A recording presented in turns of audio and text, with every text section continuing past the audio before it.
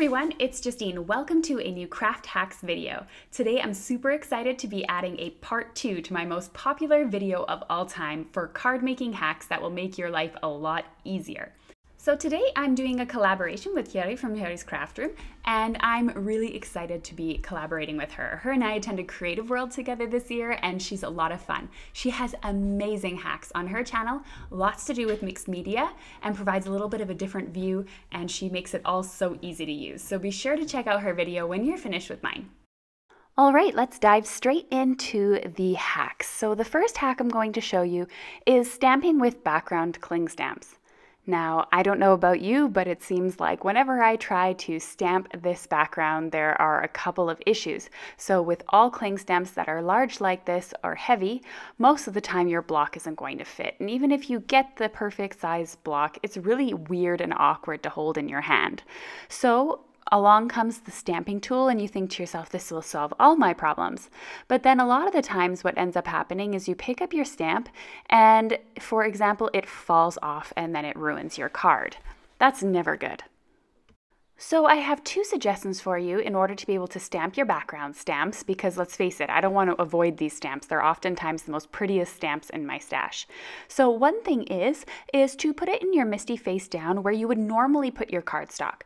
Don't forget to remove the foam piece that comes with it, because that's what you need in the thickness to stamp a cling stamp. Then grab your card panel and some removable adhesive. And now what you're going to do is actually adhere your panel to the door so that you can stamp it down.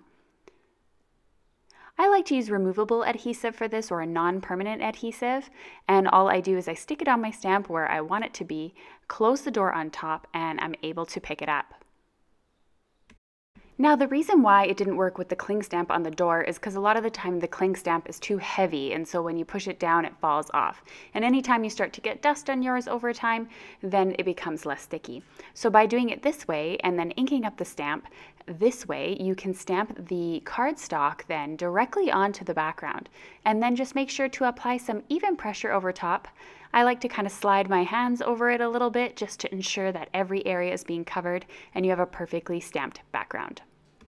Now, what happens if you don't have a stamp platform or a MISTI stamping tool? You can ink up your stamp directly on your cutting surface or your working surface and place the cardstock over top. You have to be careful to place it straight up and down when you're doing this. Then grab a piece of copy paper or scrap paper, and then all you need to do is hold it with one hand and rub with the other to get the good impression. I always hold it with one hand so that the cardstock doesn't shift while it's in place, and then I rub with the other to ensure even pressure. And then when I lift it up carefully, then it is all ready to go. Now, I don't know about you, but the thing I hate most is when I can't perfectly align my coordinating dies. Now, when I buy coordinating dies, first of all, they're not cheap. Second of all, I'm usually coloring an image or something like that because it's often florals or critters that I buy them for.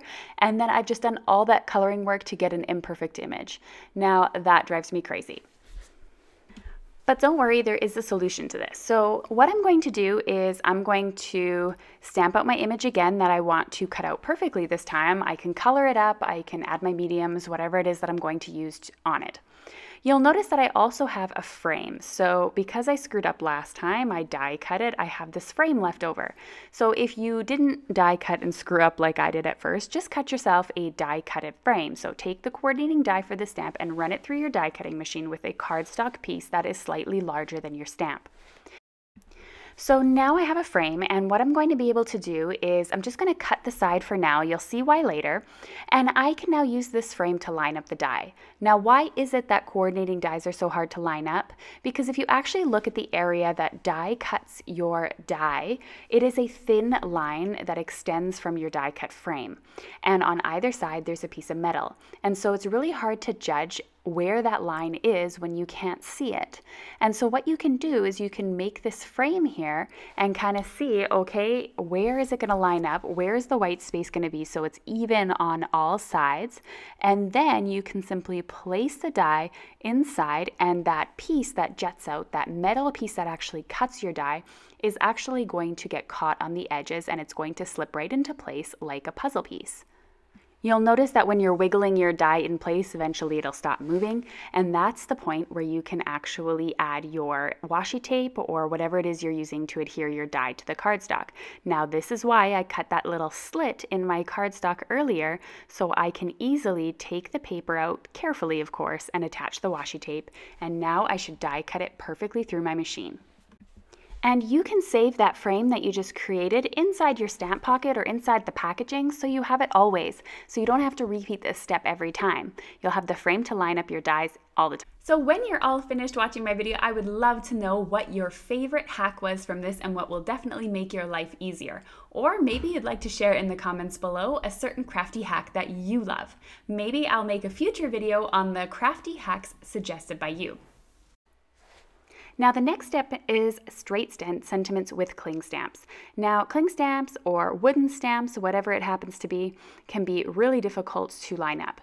Now wooden stamps, I don't really have too much of a suggestion for you except for using a Stamp-A-Magic, but because I don't own wooden stamps, I'm going to show you how to do it with cling stamps. Now this here you have to use with a MISTI stamping tool, but again a CD case often works as well. You just have to give it a try. So now I've grabbed a piece of acetate. I keep this in my top drawer and it's a 4 1/4 by 5.5 piece of acetate, and this is always the size generally of my covers. And so when I'm going to go stamp my sentiments, all I do is I stamp on the acetate. And what this allows me to see before I go ahead and ruin my card, because at this point this is probably the last step in my card, if it happens to be crooked, I can grab some stamp spray or some stamp cleaner, quickly wipe the acetate clean, and then I can readjust my stamp. You can do this as many times as you need and you won't be wasting any cardstock whatsoever. So then when I go ahead and stamp it again, I can see, okay, it's lined up straight, remove my acetate, and then I can go ahead and I can stamp my stamp. Now, I love these cling stamps from Riley & Company. They're so sassy and funny that I can't resist them, and therefore that's how I line them up all the time on my cards. I can do this to the front of cards as well. I can do this with clear sentiments also. If you have trouble lining those up, it works too. All right, moving on to the next technique. Now, I don't know about you, but cardstock, like glitter cardstock or cardstock that costs more than $1 per sheet, I oftentimes avoid using it because it's so expensive and I don't want to waste it. So instead, and I often use this for layering, and so I always find it such a big waste because when I go to do this, it's often the case that I'm not even seeing like 90% of the cardstock that I'm using. All I'm seeing is the frame around the card. So what I like to do when it comes to this is I like to grab my paper trimmer. You can use any paper trimmer. Guillotine would be difficult, obviously, but any sort of paper trimmer that's this type of trimmer. And what I'll do is I'll go in and I'll trim a 1/2 inch frame from my cardstock. And that way I'm only using a little bit of the cardstock that I bought that's on the pricier side, and I can keep the middle piece to die cut sentiments or die cut whatever, or I can even use it as another layering panel for something a little bit smaller. And so this works really well for me, and then of course it's less waste and definitely a better use for my money when it comes to buying expensive cardstock.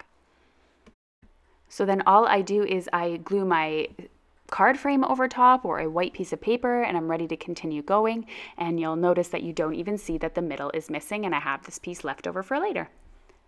All right, so going on to the next hack and the last hack is a perfect multicolored stamping.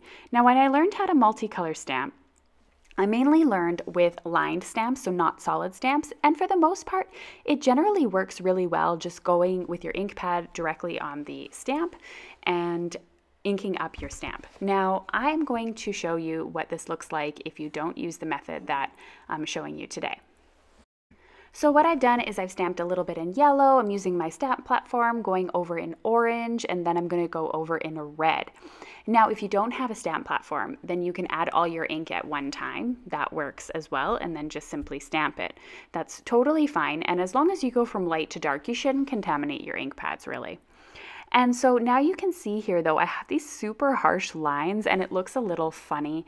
And so I want them to get a perfect blend. Now, how am I going to do that? Well, I'm going to be using a very simple and inexpensive tool. Let me clean off my stamp here and then we'll get started. So I'm going ahead now and I am adding my yellow color.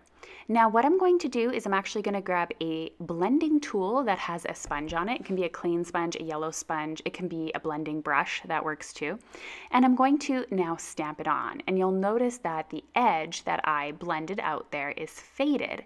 And so it allows for a little better contrast coming into the orange. So now I'm doing both sides of the edges where my ink pad left off a harsh line, and I'm going to go ahead and stamp it again, and you will notice that it gets a lot better of an impression.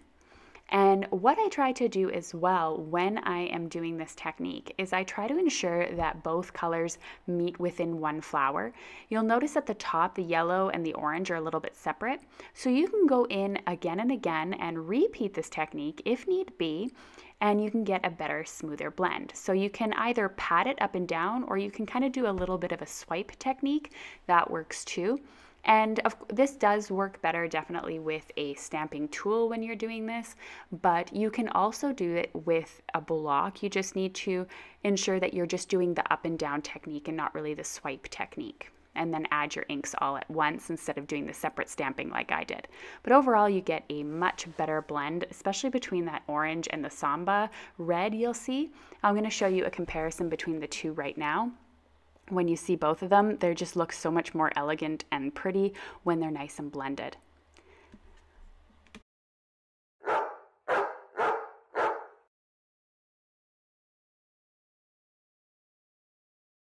Thanks so much for watching my video, everyone. Be sure to check out part 1 of this video if you haven't had a chance yet, and I look forward to sharing more crafty hacks with you in the future. Bye for now.